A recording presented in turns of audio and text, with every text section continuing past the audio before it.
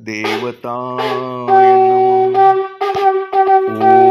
नमो ओंकारेश्वर ओम नमो देवताय. ओंकारेश्वर देवताय नमः. ओम नमः शिवाय. ओम नमः शिवाय. अवधूत चिंतन श्री गुरुदेव दत्त. मंडळी, आज सोमवार. हं? नेहमीप्रमाणे तुम्ही मंडळींनी जी दक्षिणा पाठवली माझ्याकडे हं? अभिषेक पूजा करण्यासाठी, त्या पूजा अभिषेक करण्यात आले आणि तुमच्यासाठी आणि हा व्हिडिओ पाहतेत त्यांच्यासाठी मी ओंकारेश्वर चरणी प्रार्थना केली की तुम्ही सुखी, समाधानी, आनंदी राहावं, तुम्हाला चांगल्या प्रकारे आरोग्य लाभावं आणि तुम्ही सदैव आनंदी राहावं. तुमच्या काय जे समस्या असतील ना त्या दूर व्हाव्या हं? आणि तुमच्यामध्ये अशी शक्ती यावी की जी संकट असेल तुमच्यावर ते लढण्यासाठी, ते त्याच्यातून बाहेर पडण्यासाठी तुमच्याकडे भरपूर अशी ऊर्जा यावी, अशी मी प्रार्थना केली. तर असो मंडळी, आता थोडक्यात बोलायचं म्हणजे आज सोमवारी खूप मंडळी मनोकामना पूजा करतात. माझ्याकडे जोडल्या गेलेली मंडळी बऱ्याच वर्षापासून जोडलेली ते पण मंडळी पूजा करतात वेगवेगळ्या समस्येसाठी आणि खूप मंडळींच्या समस्या दूर झाल्या आहेत या मनोकामना शिवपूजेमुळे. लग्नाच्या, संततीच्या, कर्ज वगैरे बऱ्याचशा जी काही घरगुती समस्या असतात त्या दूर झाल्यात. म्हणून परत मंडळी ती परत दुसऱ्या काही समस्येसाठी ही पूजा केली जाते. आता महत्वाचं बोलायचं म्हणजे आजकाल तुम्ही सुद्धा व्हिडिओ माझे पाहत असता, शॉर्ट व्हिडिओ वगैरे, की त्याच्यामध्ये खूप अशा प्रेमाविषयी मी बोलल्या जातोय. तुम्हाला बी कदाचित वाटत असेल की बाबा हे महाराज काय आजकाल बिघडले का काय, महाराज बी हे सतत प्रेमाचंच बोलतेत. तर तसं नाही मंडळी, मी बिघडलो नाही, मी आहे त्याच ठिकाणावर आहे. माझ्यात काही असा काही बदल वगैरे काही तसं काही झालेलं नाही. फक्त प्रश्न असा आहे की माझ्याकडे जशी समस्या येतात ना त्याच्यावर मला बोलावं लागतं, त्याच्यावर मला व्हिडिओ करून दाखवावं लागतं, सांगावं लागतं माहिती, समस्या कशी काय. याच्यामुळं मला हे प्रेमाच्या संदर्भात जी आता समजा आजकाल जास्त प्रमाणात आले म्हणून मी त्याच्यावर बोलतो. याच्या पलीकडे दुसरं काही नाही. तरी काही मंडळीला आवडत पण नसेल की बाबा हे काय प्रकार, तर तसा काही वेगळा प्रकार नाही, काही नाही. ही लोकच असे करायला लागलेत ना, लोक मला असे फोन येतात आणि समजा ह्या प्रेमाच्या संदर्भात. आता खरं मंडळी सांगायचं तर मला सांगू का, हे प्रेम प्रकरण तारुण्यामध्ये असायला पाहिजेत का नाही खरं नेमानं. पण आजकाल मुलांचे जे तरुण आहेत त्यांचे नाहीत माझ्याकडे येत. ही जी प्रकरणं येतात ना माझ्याकडे, जास्त करून एक 1-2% फक्त असतील तारुण्य म्हणजे तरुण किती 35च्या आतले. सगळे जे आहेत ना प्रकरणं, ही प्रेम प्रकरणं जी आपण त्याला गावरान भाषेमध्ये म्हणतो, त्याला लपडे म्हणूया आपण. हे जे आहेत ना, हे जवळजवळ 35 आणि 55-60 पर्यंतच्या महिलांचे आणि पुरुष 65-70 पर्यंतचे. तुम्हाला खोटं वाटेल पण मी खोटं बोलणार नाही तुम्हाला. आज सोमवार आहे, मी खोटं कधी बोलत नाही. तशा गोष्टी शंभूच्या दरबारात आहे मी खोटं कधी तुम्हाला बोलणार नाही. जे सत्य आहे तेच तुम्हाला सांगतोय. तुम्हाला वाटणार नाही खरं, मला सुद्धा वाटतंय, पण आहे हे सत्य आहे. कारण माझ्याकडे तशा समस्या घेऊन लोक येतात, फोन करतात, मॅसेज करतात. सर्व ह्या गोष्टीमुळे मला ह्या गोष्टी तुम्हाला बोलावं लागतात, सांगावं लागतात. तर आता प्रश्न काय आहे की मी हे जी प्रेम प्रकरणातील लोक आहेत ना, त्यात महिला असतील अथवा पुरुष असतील, ह्यांचे बऱ्याच जणांचं प्रेम तुटलेले आहेत. आणि प्रेम ही टिकतच नसतात. प्रेम टिकतात कुणाचे, त्याला पूर्वजन्मीचं कर्म लागतं. आणि ज्या व्यक्तीची देवावर श्रद्धा आहे ना, त्या व्यक्तीचं त्याच्या मनासारखं त्याला आनंद मिळण्यासाठी प्रेम प्रकरण सुद्धा केले तरी टिकू शकतात, त्याचे आयुष्यभर पुरू शकतात. खरे प्रेम करणारे असतात ते. काही मंडळी अशा आहेत की फक्त वासनेपोटी प्रेमचं नाटक करतात, त्यांची प्रेम कधीही तुटू आपलं म्हणजे पुढे जाऊ शकत नाहीत, ही कधीही तुटू शकतात असं सांगायचे मला. हे टिकत नाही. कारण प्रेम कसं असावं, आत्ता समजा तुम्ही तारुण्यात जर केलं तर तुम्ही आयुष्यभर तुम्ही जोपर्यंत जिवंत आहेत तोपर्यंत तुमचं प्रेम टिकलं पाहिजे. आणि हे प्रेम टिकण्यासाठी तुमची श्रद्धा ईश्वरावर असणं गरजेचे आहे. एकाची नाही, दोघांची पण असणं गरजेची. ईश्वराच्या शक्तीला मानलं पाहिजे, ईश्वर आहे हे म्हटलं पाहिजे.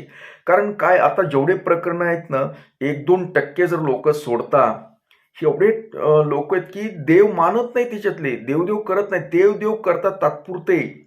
कारण माझ्याकडे ज्यावेळेस समस्या घेऊन येतात ना, अथवा समस्याद्वारे फोनद्वारे सांगतात, समस्या अथवा मेसेजद्वारे सांगतात, असं आमचं प्रकरण होतं. 10 वर्ष चाललं, कुणाचं 4 वर्ष चाललं, कुणाचं 2 वर्ष चाललं, आणि आता तुटलंय. आता ती बोलत नाही, हे बोलत नाही, आमचे संबंध आम्हाला अजून परत एकदा जुटावं, एकत्र यावं, असं वगैरे वगैरे वगैरे सांगतात. मग यासाठी काहीतरी उपाययोजना करा. मी जर म्हटलं ना त्यांना की तुम्ही उपाययोजना करू शकतात, तुम्ही मंत्र जप करा, मनोकामना पूजा करा, तुम्हाला हवं तसं मिळून जाईल, ते म्हटलं की त्यांच्या जीवावर येतं. मग ह्यांच्या बापानं ठेवलंय का? देवाचं करायचं नाही, देवावर विश्वास ठेवायचा नाही, आणि म्हणा की आमचं प्रेम जुटलं पाहिजे. अरे, ईश्वराचा आशीर्वाद लागतो. तुम्ही काही वागायलात ना तर ईश्वर जी योग्य आहे तिथं तो साथ देतोच, आशीर्वाद देतोच. ह्यांना पूजा करायला नकोय, यांना मंत्र जप करायला नकोय, काय नकोय, आयतं प्रेम यांच्या बापानं ठेवलंय यांना.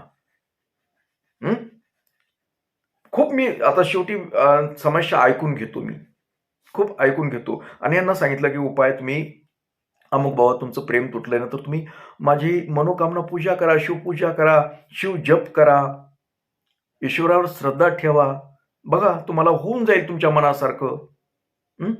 तुम्ही जे आज टेन्शनमध्ये आहात, खूप मंडळी हो, तुम्हाला खोटं वाटेल, एवढ्या तणावामध्ये आहेत ना, पुरुषापेक्षा महिला तणावामध्ये 70 ते 80% महिला ह्या प्रेमाच्या भानगडीमध्ये अडकलेल्या आहेत आणि त्या खूप तणावामध्ये, टेन्शनमध्ये आहेत. मग ही टेन्शनमध्ये आहेत ना, महिला टेन्शनमध्ये. बऱ्याच जणांना वाटतं की पुरुषच असे आहेत काही, की पण पुरुष कमीत, पुरुष हे एवढे विचारत नाहीत, पण महिला हे माझं प्रेम तुटलंय, हा माणूस माझ्यापासून दूर गेलाय, तो मला परत हवाय, यासाठी प्रयत्न करतात. मग त्यांना म्हटलं की बाबा तुम्ही मनोकामना पूजा करा, जी आपली मनोकामना शिवपूजा आहे सोमवारची, ती पूजा करत राहा. जी आकर्षण मंत्र असतात ते मंत्र पण मी देतो त्यांना, की तुमचं प्रेम तुटलंय ना, ते जुटण्यासाठी शंभूच्या आशीर्वादानं तुमचं योग्य व्यवस्थित होऊन जाईल. फक्त तुम्ही शंभूची सेवा करा, शंभूला दया येईल, ओंकारेश्वरला दया येईल, आणि तुमचं प्रेम परत एकदा चालू होईल व्यवस्थित. पण ते नको करायला, ते म्हटलं की त्यांच्या जीवावर येतं. सगळ्यात महत्वाचं म्हणजे यांना ह्या समस्या का निर्माण होतात, यांचं प्रेम का तुटतं ते तुम्हाला सांगतो मंडळी. यांचं प्रेमच तुटतं, केवळ यांचा विश्वास नाही ईश्वरावर. ईश्वराचं काही करायचं नाही, देवाचं काही करायचं नाही, यांना सुख यांच्या बापाने ठेवायला का सुख द्यायला. और सुख कधी मिळतं, ज्या वेळेस ईश्वराचं आपण करतो, भक्ती करतो, भक्ती मार्ग धरतो, त्यावेळेस आपल्याला आनंद भेटतो. आणि खरं पाहिलं ना, जे कोणी हा व्हिडिओ पाहत असतील ना, आणि तुम्ही अशा काही प्रेम प्रकरणात अडकले असताना, तुम्ही खूप टेन्शनमध्ये असता, मानसिक तणावामध्ये असाल, तर फक्त तुम्ही नामस्मरण करा, हो, देवाचं करा, बघा तुम्हाला काय आनंद भेटतो ते. तुम्ही ते प्रयत्नच केला नाही तर कसं कळेल तुम्हाला. देवाचं करायचं म्हटलं की तुम्हाला जमत नाही. सगळं भेटतं, देवाची सेवा केल्यानंतर मन आपलं कसं तृप्त होतं, हवं ते भेटतं, आनंद भेटतो, पण सगळ्यात महत्त्वाचं आपल्याला इच्छाच राहत नाही. हा माझा अनुभव आहे. ज्या वेळेस ईश्वराचं करतो, देवाचं करतो ना, त्यावेळेस आपल्याला इच्छाच राहत नाही, पण मनातून केलं तर बरं का. जर वरोपचार म्हणलं तर मग इच्छा. त्याच्यामुळं देवाचं आपल्याला ताण येतोय ना, आपलं प्रेम प्रकरण तुटलंय, उदाहरण तुटलंय ना, तुटू द्या. तुटलंय ना, तर तुटलं असले ते जुटण्यासाठी तुम्ही प्रयत्न करायला, देवाचा धावा करायला, पण देव अशी तुमची बुद्धिमत्ता बनवतो की तुम्हाला ती इच्छाच राहत नाही तुमच्या मनामध्ये. टेन्शन मुक्त होतात.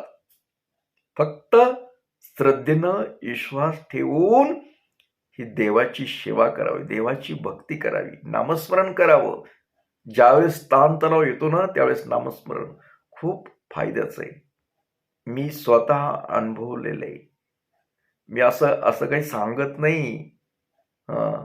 ज्यावेळेस मी तणावामध्ये पूर्वी होतो, काही असायचं, आता शेवटी माणूस आहे मी, का देव नाहीये. आणि त्यावेळेस मी माझ्या आत्मकथनामध्ये सांगितलेले बघा, नामस्मरणाचे फायदे कसे होतात ते. तुम्ही अजून प्रयोग करा. ज्यानं समजा हे व्हिडिओ नवीन पाहत असेल, माझ्या सामिन्यात नसतील, त्यांनी नामस्मरण केल्यानंतर बघा कसं वाटतं. कितीही ताण असू द्या तुम्हाला, त्याच्यावर पर्याय सापडतो. तुम्ही संकटात असाल ना, ते संकट दूर होतं, लक्षात घ्या. केवळ फक्त ईश्वर भक्तीमुळे, देवाच्या सेवेमुळे, देवाच्या नामस्मरण केल्याने, देवाचं करत राहा, काही अडचण नाही. पण हे नको वाटतं तुम्हाला, मग कसं होईल? याला काय पैसा लागतो का काय हो देवाची भक्ती करायला? सगळं फ्रीमध्ये, पण फ्री सेवेचा फायदा घेता येत नाही आपल्याला. तर जे का तुम्ही मानसिक तणावामध्ये असाल, कशामुळे? प्रेम तुटल्यामुळे. जर तुम्हाला तुमचं प्रेम पाहिजे असेल, मिळवायचं असेल, तर तुम्ही ओंकारेश्वरचा जप करा. ओम नमो ओंकारेश्वर देवताय नमः, मनोकामना पूर्ण कुरु कुरु स्वाहा. हा मंत्र जप करा. तुमची मनोकामना पूर्ण झाली म्हणून समजा. पण 1 अन 2 वेळेस नाही चालत, करत राहायचं, सतत करत राहायचं, सतत. आणि ज्यावेळेस सातत्य असतं ना कुठल्याही गोष्टीमध्ये, जी गोष्टी परत परत परत परत परत केल्यानंतर एक ना एक दिवस तुमची मनोकामना पूर्ण होते. यात कसली शंका नाही. 100% सांगतो, तुमचं काम झालं म्हणून समजा. पण तुमच्या जीवावर येतं हे करायला. जीवावर आणू नका. तुम्हाला खरंच जर तुमचं प्रेम परत मिळवायचं असेल तर शिवभक्ती करा, ओंकारेश्वरचा जप करा. ओम नमो ओंकारेश्वर देवताय, मनोकामना पूर्ण कुरु कुरु स्वाहा. आलं लक्षात? आणि बघा, पण 1-2 दिवस करू नका, जास्त दिवस करत राहा, फक्त करत राहा, तुमचं कर्म करत राहा. नक्कीच तुम्हाला त्यात फायदा मिळणार. तर मंडळी, ही आज जास्त वेळ घ्यायचा नाही तुमचा. मला पण काम आहे, आज सोमवारचं बरंच कार्यक्रम वगैरे आहेत, त्याच्यामुळे मी तुम्हाला जास्त बोलत नाही. पण तुमची मनोकामना नक्की पूर्ण होणार आहे. तुम्ही फक्त नामस्मरण करायचं, शिवपूजा करायची, प्रार्थना करायची शंभूकडे. तुमचं काय जी म्हणजे समजा अडचण समस्या असेल ते, त्याबद्दल जरा बोलत जा जर देवाला. देव तथास्तु म्हणणार आहे, तुम्हाला आशीर्वाद देणार आहे. वाट बघत राहा, फक्त कधी देणार आहे ती. फक्त तुम्ही करत राहा, करायला मागं पुढे थांबू नका. तर असो मंडळी, परत एकदा तुमच्यासाठी मी ओंकारेश्वर चरणी प्रार्थना करतो की तुम्ही सुखी, समाधानी, आनंदी राहावं. तुमच्या सर्व समस्या काय असतील त्या दूर व्हाव्या आणि तुम्हाला चांगल्या प्रकारे आरोग्य लाभावं. तुम्ही चांगले राहाल तर तुमचं सगळं जग चांगलं आहे तुमच्यासाठी. तुम्ही चांगले नसाल तर काय जग काय करणार आहे?